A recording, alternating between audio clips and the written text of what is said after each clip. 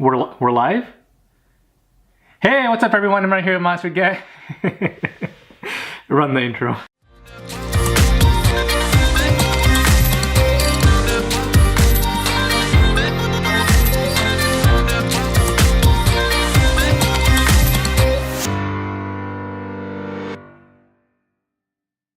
I was not ready for that. All right. Welcome everyone to Tutorial Thursday, episode number 8.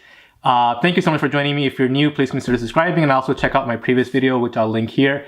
You guys can go check that out. I want to thank everyone for letting my channel hit 500 subscribers. So I'm doing this little special for you guys, a little something special for you guys. So make sure you go check out that video and enter the contest if you wish to. But today we are talking about how to take your 1080p video, your 4K video, and put them in the same project together. Some of you might know, might not know, but 4K is a much higher resolution, which means it also covers a bigger screen, bigger portion. If you are working with 4K and you want to put a 1080 clip in your same project, it is going to look very different. You'll have some black bars because it's not going to cover as much area. So let's go ahead and dive into Adobe Premiere, and we're going to be talking about how you can combine the two different 4K and 1080p clips together to make it into one simple project without the black bars and without the screen shrinking or getting larger. So let's go ahead and dive in. All right guys, so we're in Adobe Premiere.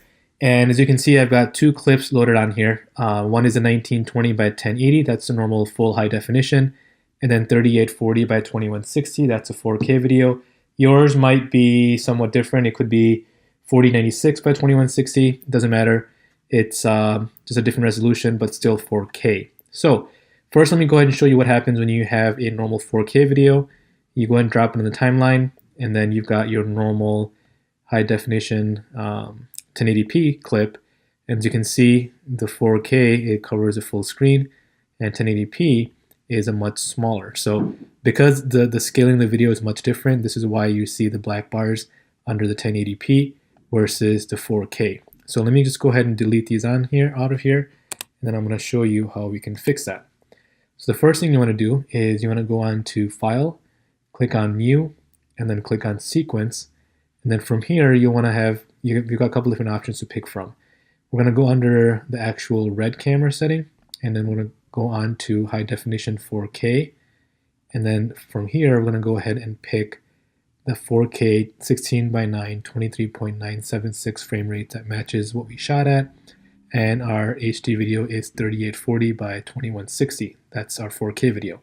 So even though it's under the red camera tab, it does not mean you have to shoot this on an actual red camera. It can be shot on any camera. I use mine 80D for the normal video, and then to do the 4Ks, I do my 5D Mark IV. You can have any camera. Just go ahead and go under the red setting and follow these steps. So once you've got that selected, we're going to go ahead and hit OK. And I'm going to go ahead and drop these clips on here in a second. But the first thing you want to do before you move the clips onto the timeline is you want to go into Premiere Pro.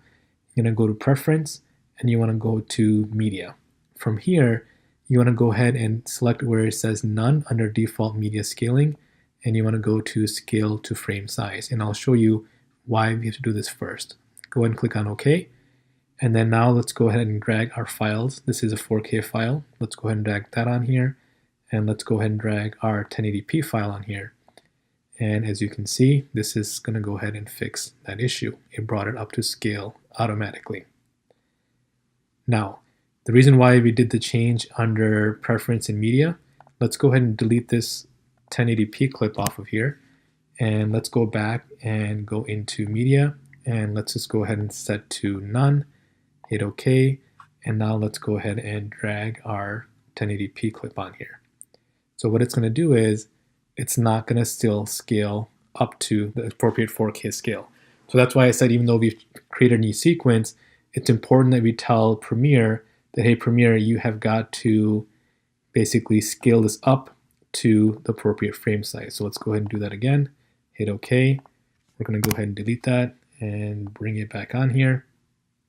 And as you can see now, it's scaling back to the original 4K size that we set for our sequence. Now, there is a quicker way you can do this if you only have 1 or 2 files that you're working with. And let me go ahead and show you how you can do that. So let me quickly change this setting back to None. And then let's go ahead and drag our 1080p file on here. And as you can see, it did bring it back down to scale. What you can do is if you only have 1 or 2 clips you're working with, you can just go ahead and click on the clip, right click on it, and then go down to where it says set to frame size. If you click that, it'll automatically bring it to the appropriate setting. So you can do that again if you have 1 or 2 clips. It's very simple. But if you have multiple clips that you're working with that's in 4K and multiple clips that are in 1080p, it's a bit tedious to go back and forth and go through this menu when you can set the whole timeline to reflect what you want it to do. So those are 2 quick and easy ways you can go ahead and change your settings to make all your videos look like they were shot in the same resolution. Just keep in mind, if you are scaling your 1080p to 4K, it's still going to look decent, but it's not going to be as sharp.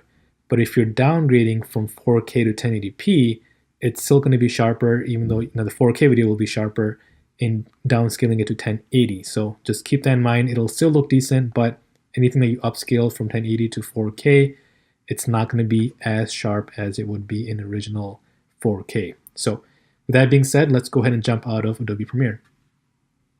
All right, that was it. Hopefully you guys enjoyed this. If you did, smash that thumbs up button. Make sure you are subscribed to my channel. Hit that bell notification so you're notified every time I upload a video.